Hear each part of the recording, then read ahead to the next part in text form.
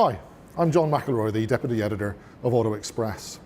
It's still a bit harder than we'd all like to come into a dealer like this and try out our prospective next new car. So Hyundai has asked me to come today and give you a sort of virtual test drive of its small SUV, the Kona. Now, it might seem a bit strange for a car company to ask a journalist to come and give you their verdict on one of their models, but that's what's going to happen here, because we wouldn't agree to do this unless we could be completely honest about what we think.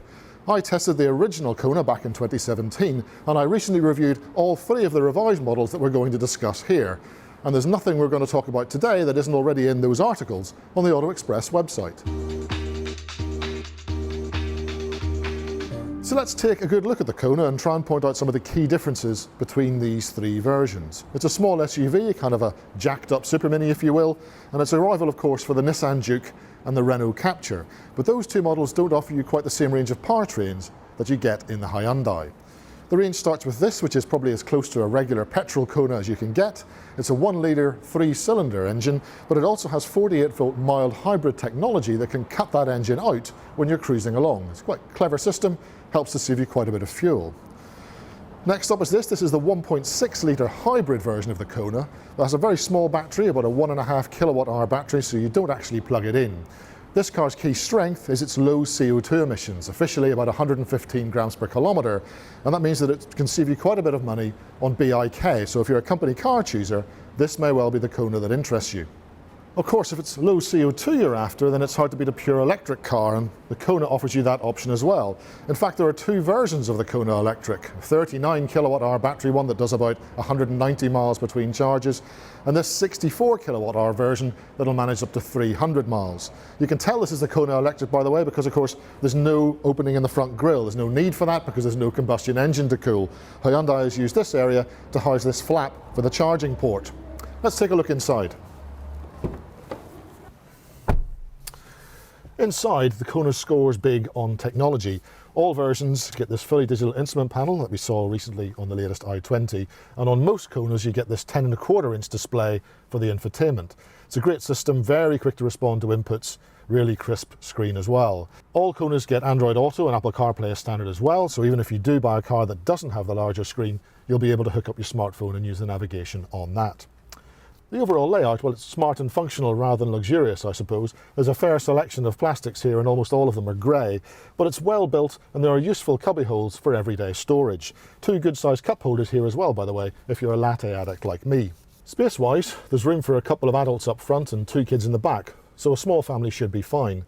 4 grown-ups would be a bit more of a squeeze though. Just remember that this is a small SUV, not a full-sized family one, like Hyundai's Tucson. The boot follows that trend. Its capacity is 332 litres, which is actually a little less than you'll find in Hyundai's own Fiesta rival, the latest i20. So there's probably enough space in there for a decent-sized weekly shop, but it might fall short if you have to load up the sort of luggage that 4 people would need for a fortnight's holiday. So that's how the Kona stacks up in the showroom. Let's get behind the wheel now and see how it drives.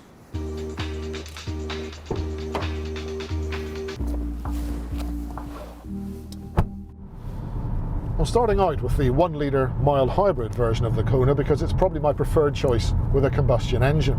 It's plenty quick enough for a car of this size with 118 brake horsepower and 172 newton meters of torque. The 6-speed manual gearbox is slick and easy to use, and there's plenty of low-down shove, so you don't really have to rev it like crazy if you want to keep up with traffic. As for the electrified bits, you'll barely notice anything's going on at all. You drive as normal, you shift gear as normal, and the only clue that the trick systems are actually working is when you see the rev counter jumping up and down in the display as the engine cuts in and out. The transition is really, really smooth. This revised Kona for 2021 gets new suspension settings, and in general they've done a good job of tightening things up. It can still be caught out by really sharp imperfections in the road surface, especially if you hit them at speed, but in general it strikes a pretty good compromise between staying flat and composed in the corners and being comfortable when you're cruising along. It's not the most involving car in the class to drive, but then this is a small SUV, not a sports car. In general, the Kona's driving dynamics are roughly in line with those of the VW T-Cross or the Renault Capture, and I'd say it's definitely better to drive than a Nissan Juke. It's efficient too, this car. You have to remember that the 48-volt system is trying to save fuel pretty much every time you drive it, sometimes without you even realising it. So yes, the full Kona hybrid does have a better official fuel economy figure, but I reckon that in real world use, this car would come very close to matching it. That's really quite impressive, and it could give this car a bit of an advantage over some of its key rivals on everyday running costs.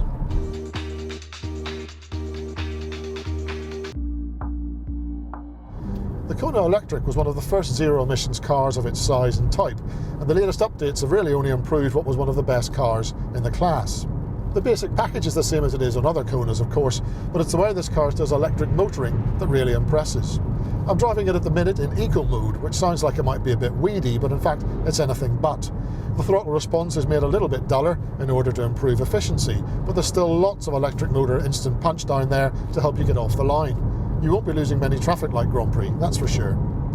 There are a couple of other modes, including a sport one that improves throttle response to the point where it actually gets quite hard to drive the Kona Electric smoothly.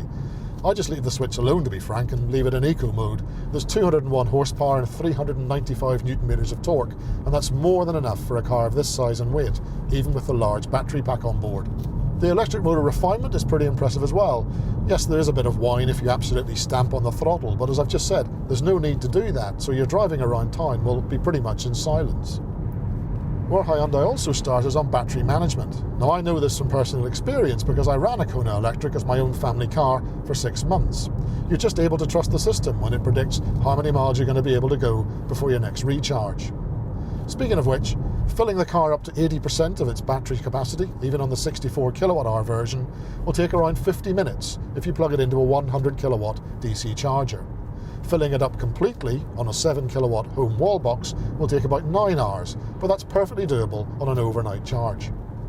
To give you an idea of how much you could save on everyday running costs with the Kona Electric, look at it this way. My home electricity provider would charge me around £9 for a full 64 kilowatt hour fill up.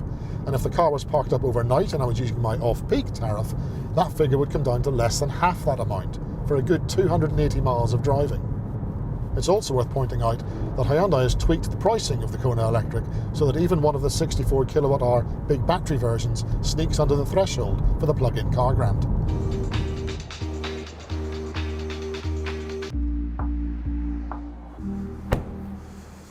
Each of these cars has different qualities that may appeal to you depending on your own needs, but in general the revised Kona is a car that's really well suited to single users, couples and even small families.